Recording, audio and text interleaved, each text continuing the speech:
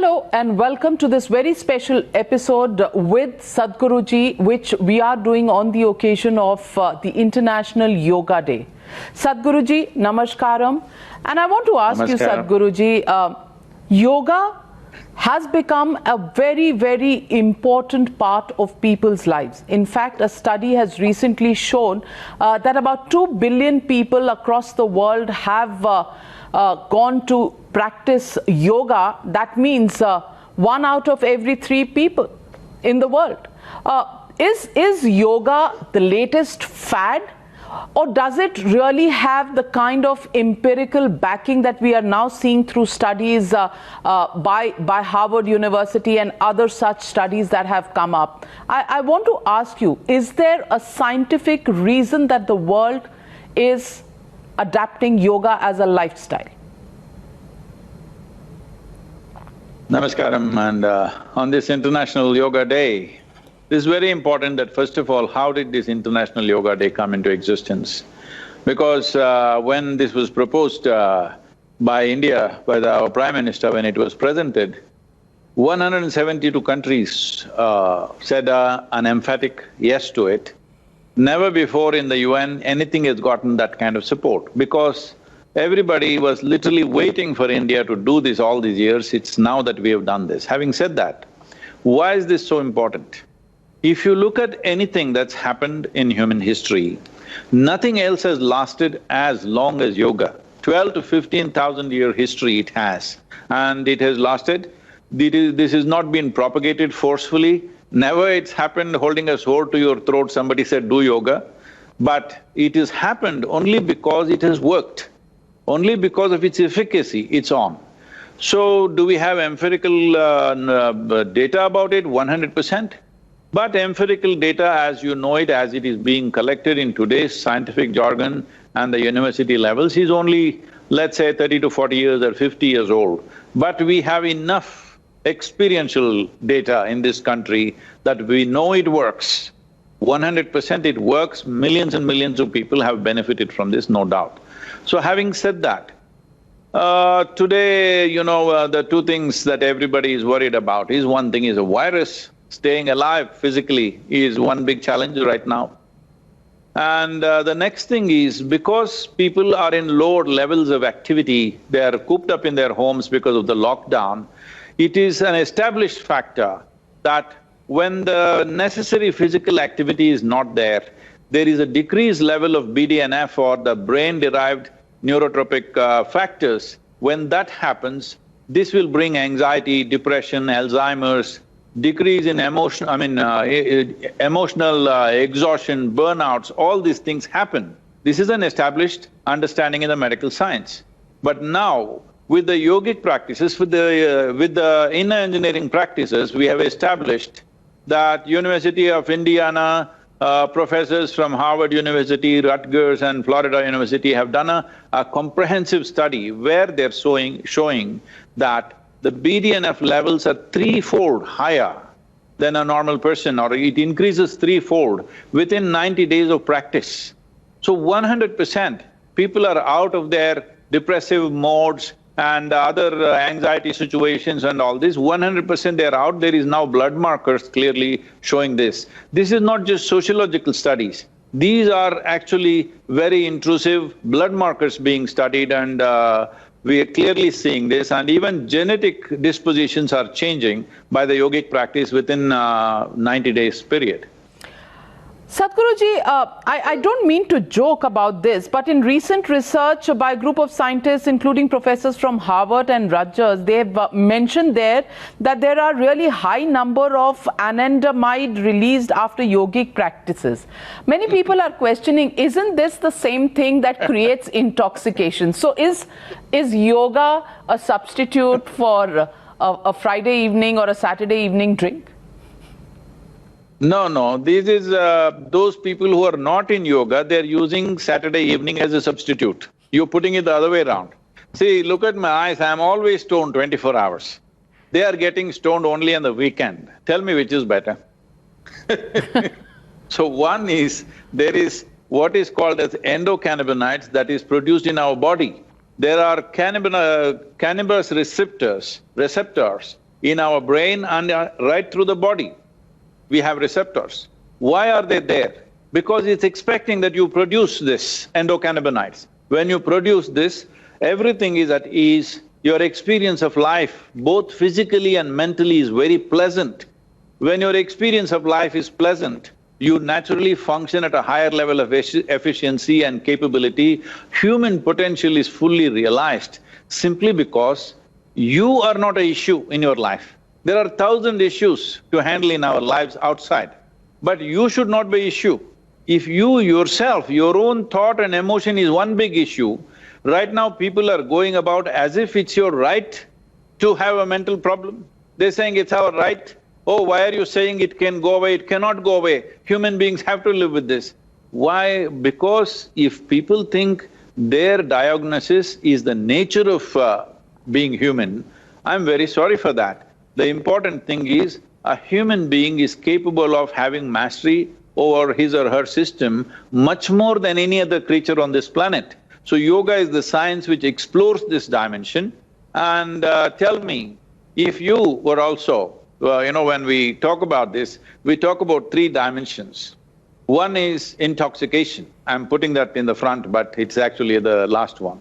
Intoxication, intensity of our energy and our experience, intensity of our senses, and stillness within ourselves.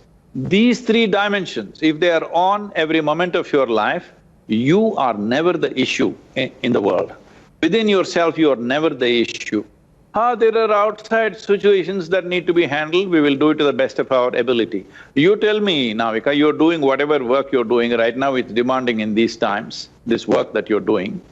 Tell me, can you do this better when you're feeling wonderful or when you're feeling stressed and depressed?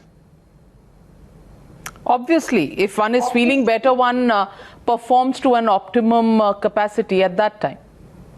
So if you are generating your own endocannabinoids, you will be feeling wonderful every moment of your life. Your mood is at your best level, you're joyful, you're blissful. When you're like this, you will function at your best.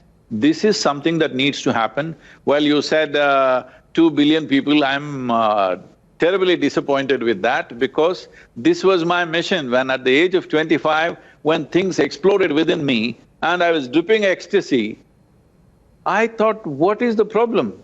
On that day, the population was 5.6 billion people. I thought in 2.5 years' time, I will make everybody blissful. But here I am, nearly 40 years after that. But 2 billion people, well, I don't think that's a good number. 7 billion people when you say, I will say yes, because that is the purpose of International Yoga Day, that everybody should have tools of self-transformation and well-being with them. The tools of self-transformation, the tools of being able to manage your own well-being from within should not be in the hands of an institution or a guru, it must be in the hands of every human being. That is when you will see a better world. You're saying that, doing yoga can actually make you anxiety-free. But today, mental health is a real issue.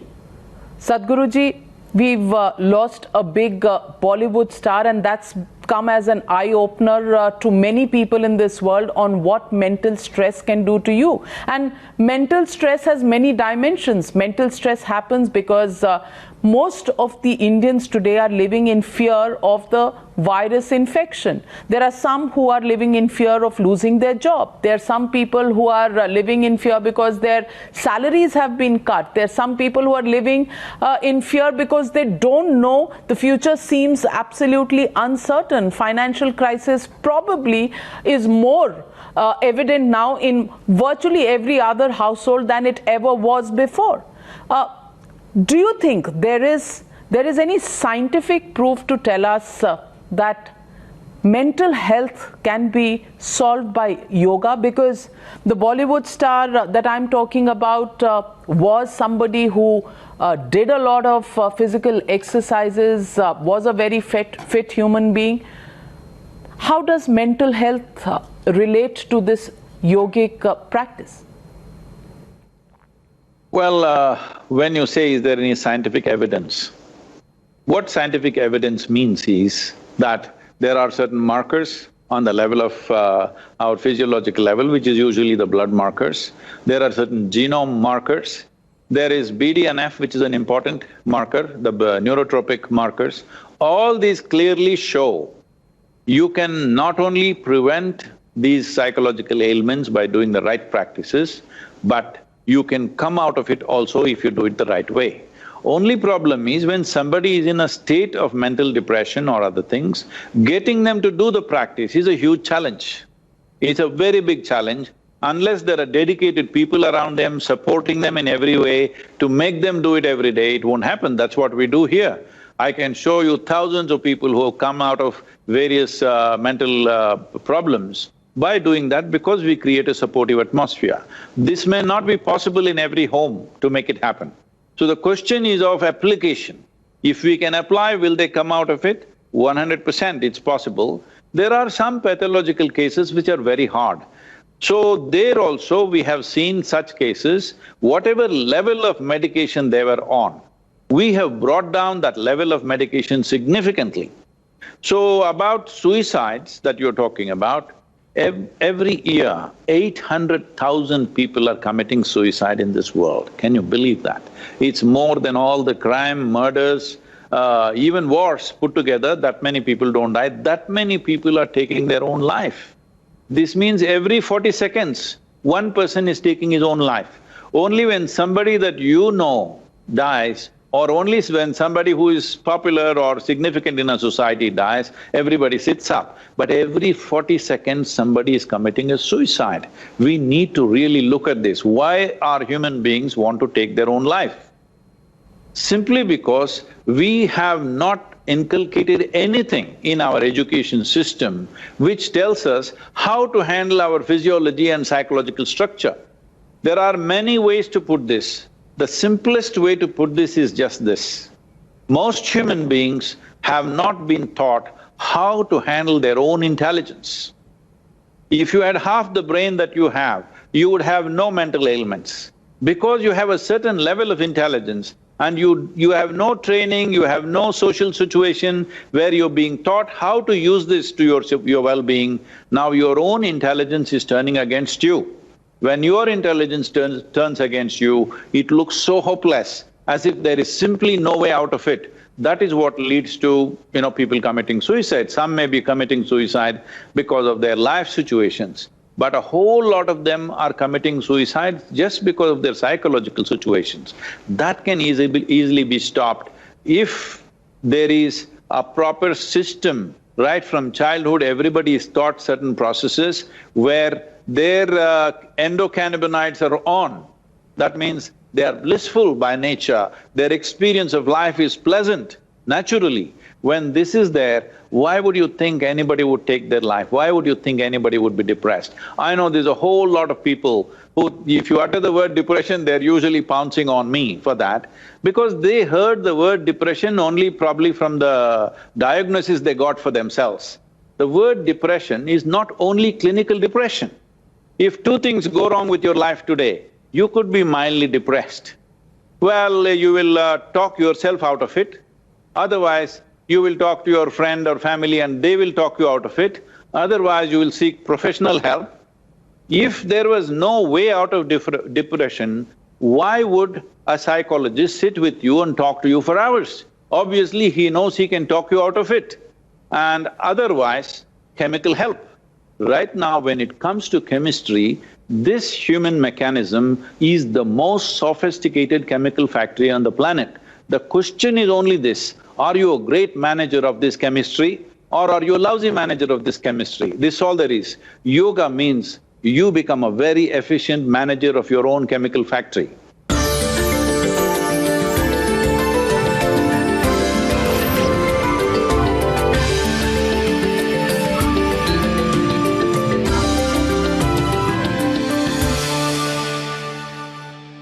Sadhguruji, the Harvard study also shows a 50% reduction is perceived in stress if this chemistry itself changes. So I want to ask you, what comes first, the emotion of depression or the chemistry changes? chemistry changes occur after depression has overtaken us, or do they take place before the depression emotion takes over us? And how do we control it in a normal situation without paying somebody who's a professional in this huge amount of money for just talking us out of it? See, I think a whole lot of people, majority of the people, at one time or the other, they will start getting depressed because of some life situation. But within a few hours, they will talk themselves out of it. Either, some kind of inspiration they will use, either their love for somebody or love for the nation or love for something else, and work themselves out of it. Whatever matters to them in their life, they will use that to come out of it. But whether the emotion comes first or the chemistry comes first, well, this is yes and no both ways, because for some people, they have naturally come with a little volatile chemistry. If I say something now, I must be very careful because people will again perceive this as something against women and things like that. Women have always a little more volatile chemistry simply because their physiology has a larger responsibility of bearing a child. Because of this, there are more fluctuating things happening in her body than compared to a man's body. So, the chances of chemistry causing emotion is very much more possible, not that it's not possible in a man, it is very much possible in a man also, but it is more tilted towards women. But thought or emotion causing chemical disturbances is more so in the male. If you really look at it in terms of gender, this is chemistry disturbing emotion and thought is more in the woman. Thought, because a man always thinks he's intelligent, this is a big problem. So, he will work himself into a place where his chemistry gets messed up. But a woman's chemistry is more volatile because to facilitate a childbirth, see, we are just thinking childbirth means, oh, it just happens. It is not a small thing, it is like a whole new creation happening, all right? So, the fluidity of our chemistry, sometimes when it doesn't function well, this fluid chemistry can easily throw emotional situations off. Many women, pre-childbirth or especially post-childbirth, they experience like they get depressed, they get hysterical, but naturally they will settle in a few months or so. They don't usually go for medication in this country. Now, they will create a protective atmosphere for that lady and she will come out of it. So, this is about chemistry causing emotional disturbance. But emotional stress or even the thought process going in a certain way can very easily disturb the chemistry because they're not too far away. One will reflect in the other very quickly.